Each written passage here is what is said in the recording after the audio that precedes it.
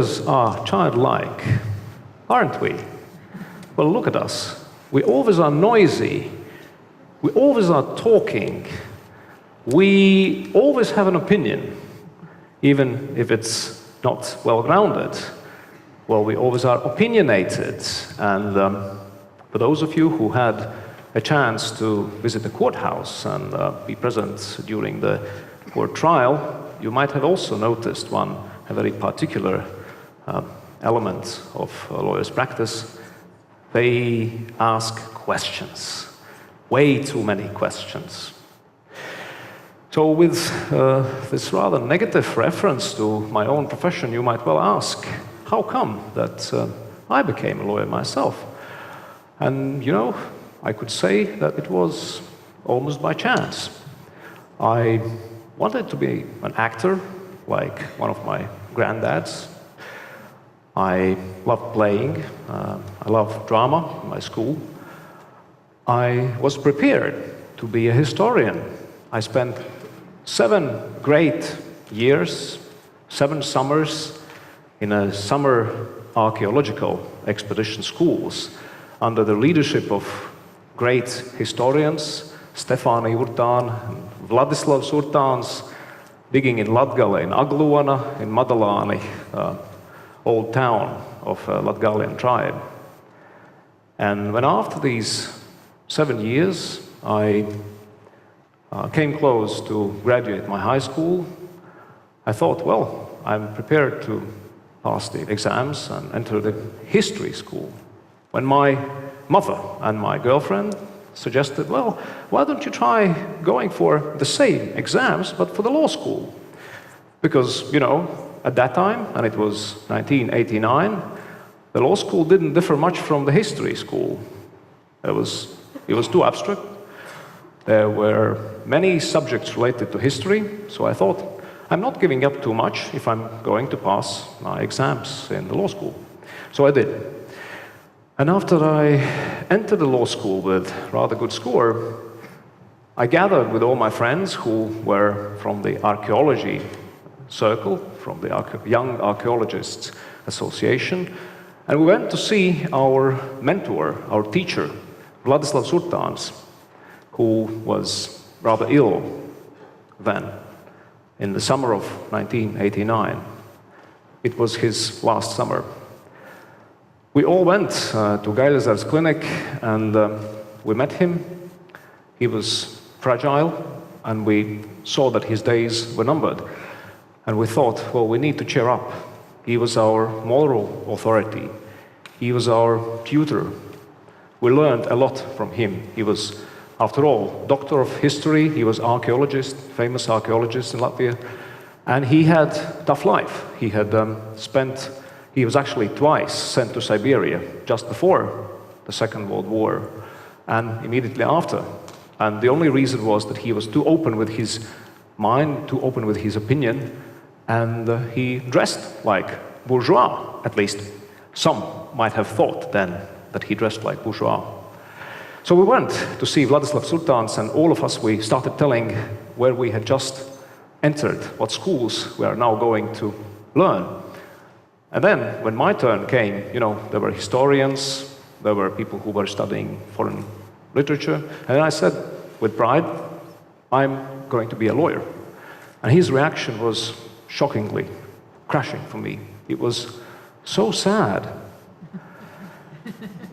He didn't elaborate, he didn't explain why, but then I thought that, well, obviously this is one of those advice that you don't say out loud. You need to understand it. It's not going to be explained. And with the very hard life of Vladislavs Urtāns in the totalitarian state, the state which was dominated by unjust laws and dishonest lawyers, his attitude towards the law school and lawyers might have been as harsh as it was then.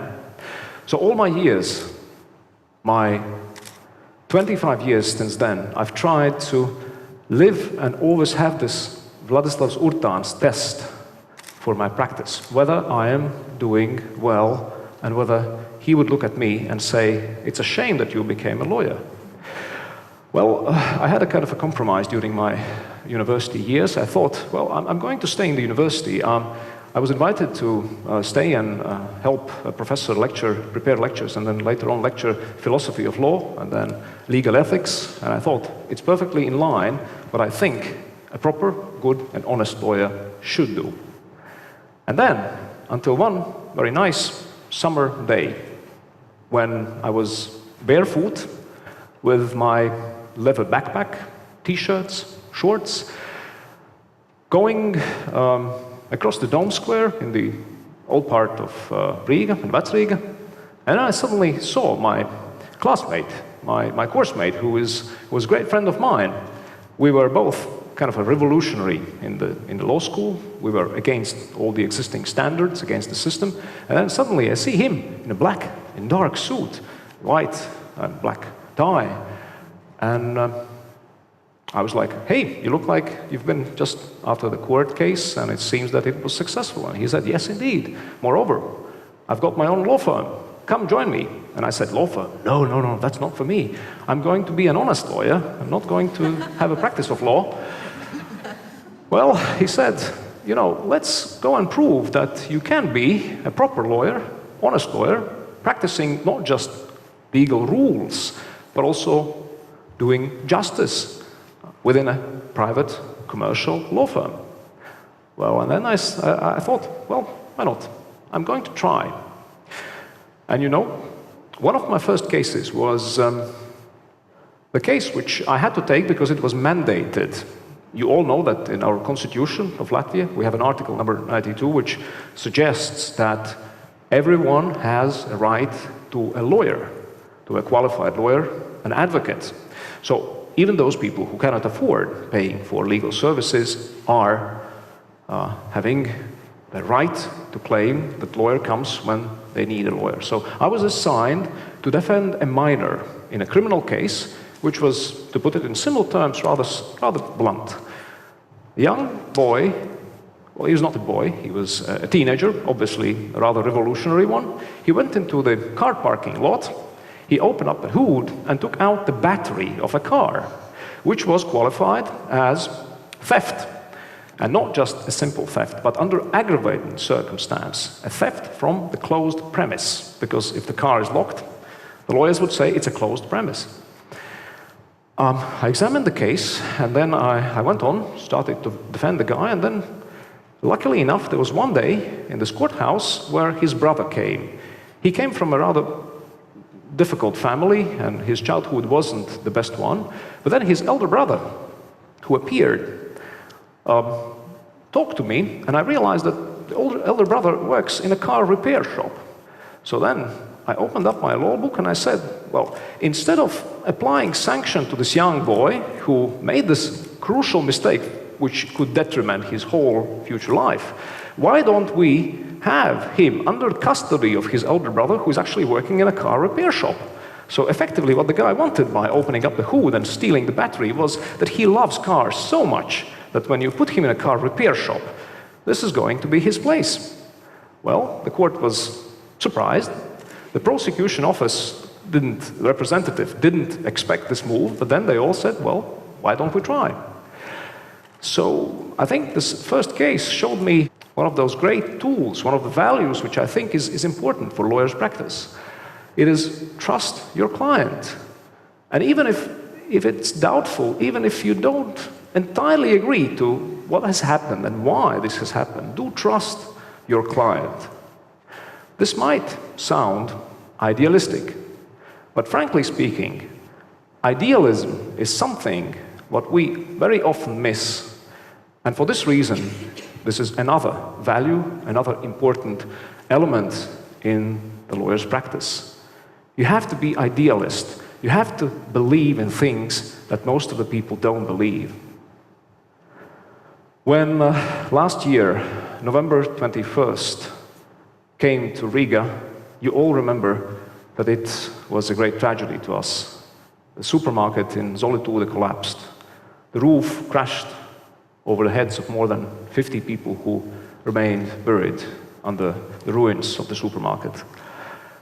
One of the first to react was the Advocates Association, Latvian Bar Association, which immediately promised to give free of charge legal assistance to those people who lost their loved ones, to those who suffered in this tragedy.